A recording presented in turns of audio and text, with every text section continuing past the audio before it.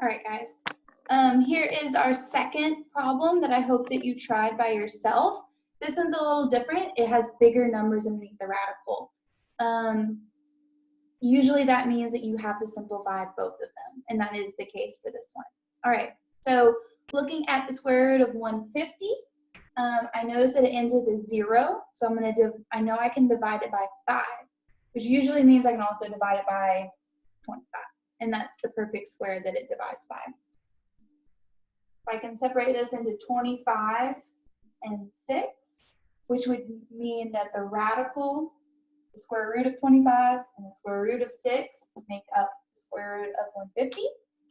So this can simplify to 5 root 6. So this side simplified.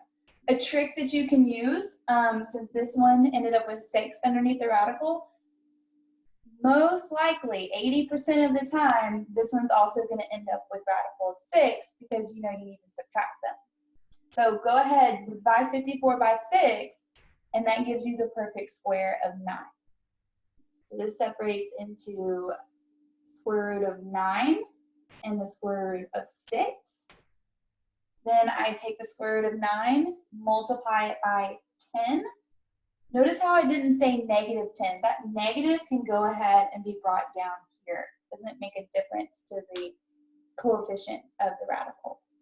So 9, square root of 9 is 3, so it's 10 times 3 times root 6. So 10 times 3 is 30. Look at that. Now we have the same radical again. So 5 minus 30 is negative 25 root 6.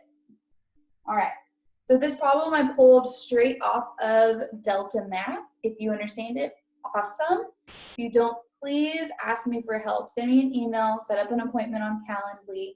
I'd be more than happy to FaceTime you, whatever you need. Okay? All right.